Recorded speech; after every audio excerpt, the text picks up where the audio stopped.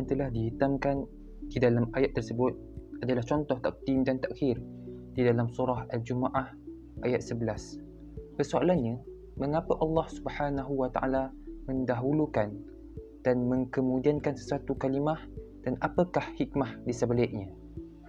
Pada surah Al-Jumu'ah ayat 11 di awal ayat, Allah Subhanahu wa taala mentakdimkan atau mendahulukan perkataan at-tijarah, yakni perniagaan berbanding al-lahwu, kerana ingin menyatakan bahawa pada zaman Rasulullah manusia lebih suka akan perniagaan berbanding hiburan. Ini kerana para sahabat pergi meninggalkan Nabi ketika baginda sedang berkhutbah disebabkan oleh kafilah yang datang bersama barang dagangan dan makanan sambil memainkan alat muzik. Dan pada ketika itu, Madinah berada di dalam krisis di mana harga makanan terlalu tinggi dan para sahabat tidak tahu akan kewajipan mendengar khutbah. Dengan kata mudahnya, para sahabat tertarik untuk datang kepada rombongan tersebut bukan disebabkan muzik yang dimainkan untuk menarik perhatian orang, tetapi disebabkan oleh barang dagangan dan perniagaan mereka. Pada ayat di hampir akhir, Allah Subhanahu wa taala mendahulukan al-lahwu, yakni hiburan berbanding at-tijarah, kerana kebanyakan manusia pada zaman sekarang lebih sibuk dengan perkara yang kurang faedahnya seperti muzik dan hiburan sehingga lalai dalam melaksanakan perintah Allah. Kita dapat melihat betapa banyaknya hiburan dan aplikasi yang wujud sehingga ada sesetengah dari mereka menggunakannya ketika khutbah disampaikan.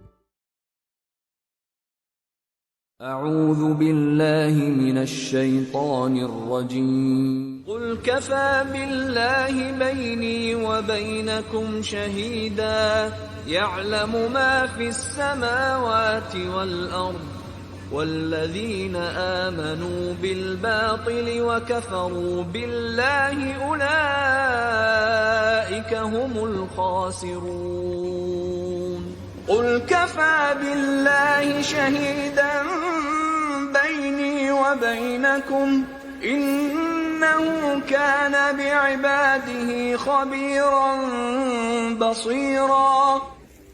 Di dalam surah Al-Ankabut, ayat tersebut diakhiri dengan sifat-sifat manusia, iaitu mereka itulah orang-orang yang rugi berdasarkan ayat ulaika humul khasirun.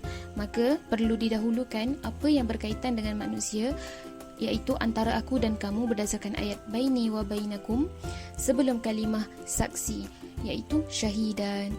Manakala di dalam surah Al-Isra, Allah mengakhiri ayat tersebut dengan menyebut sifat-sifatnya, iaitu yang maha mengetahui dan maha melihat.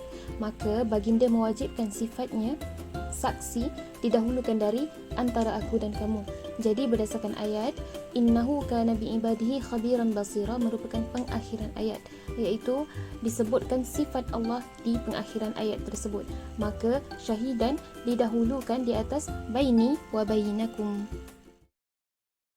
Pengawalan dan pengakhiran perkataan atau kalimah tufu dalam surah Al-Baqarah dan surah Ali Imran. Firman Allah dalam surah Al-Baqarah ayat 284 yang bermaksud, segala yang ada di langit dan yang ada di bumi adalah kepunyaan Allah, dan jika kamu melahirkan apa yang ada di dalam hati kamu atau kamu menyembunyikannya, nescaya Allah akan menghitung dan menyatakannya kepada kamu.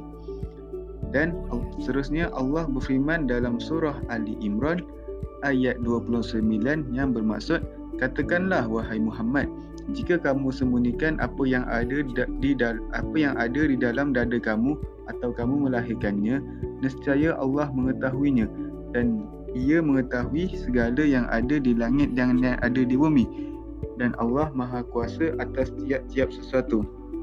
Berdasarkan dalam dua ayat ini, kita dapat lihat ada perbezaan pada kedudukan kalimah atau perkataan tofu yang telah diwarnakan kepada merah. Dalam ayat surah Al-Baqarah, kalimah tufu diakhirkan, manakala diawalkan kalimah tufu pada ayat surah Ali Imran.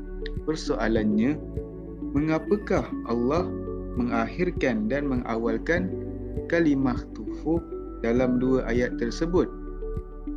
Kerana Dalam konteks ayat yang pertama iaitu dalam surah Al-Baqarah, Allah menerangkan tentang perhitungan amalan yang dilakukan oleh manusia. Manakala konteks ayat dalam surah Ali Imran menerangkan tentang pengetahuan Allah yang luas yang meliputi langit dan bumi. Dan sesungguhnya Allah mengetahui apa yang dizahirkan dan apa yang disembunyikan. Didahulukan penglihatan daripada pendengaran pada surah Al-Kahfi dan surah As-Sajdah. Di dalam kebanyakan ayat Al-Quran, kalimah pendengaran iaitu As-Sam'u didahulukan. Seperti contoh, Innallaha sami'un basir.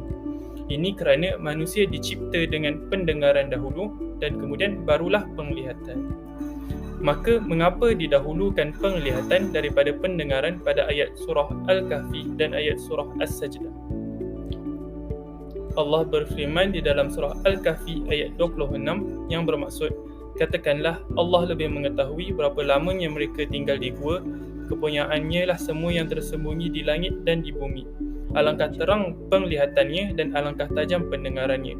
Tak ada seorang pelindung pun bagi mereka selain daripadanya, dan dia tidak mengambil seorang pun menjadi sekutunya dalam menetapkan keputusan.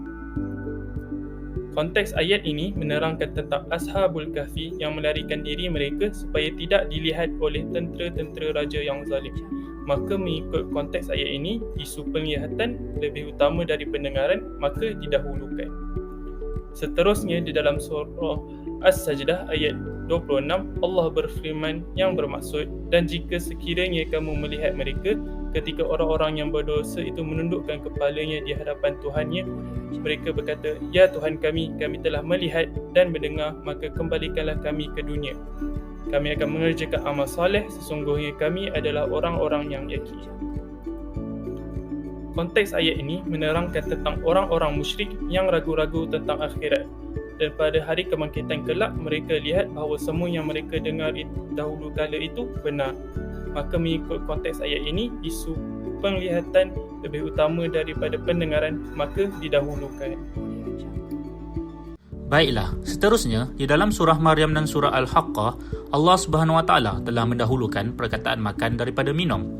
Jika kita perhatikan di dalam ayat dalam surah Maryam, Allah Subhanahu Wa Taala mengatakan, "Fakulli washrabi wa qarri 'aina", iaitu mendahulukan perkataan kulli dan kemudian washrabi, iaitu mendahulukan perkataan makan dan kemudian minum.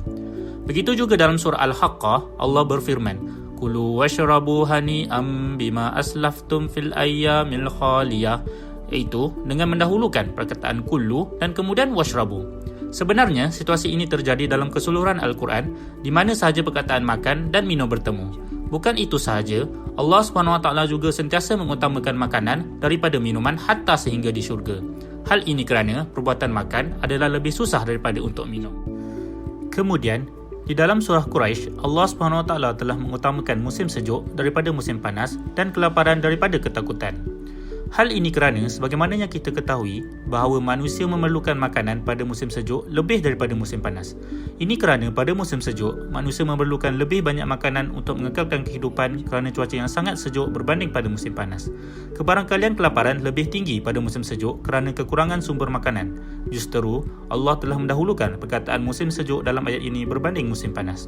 Jika dilihat pada ayat tersebut, Allah berfirman, beri mereka makan. Allah tidak mengatakan kenyangkan mereka, kerana memberi makan untuk meneruskan kehidupan adalah lebih baik daripada memberi kenyang kepada manusia yang sedang dalam kelaparan dan kebuluran.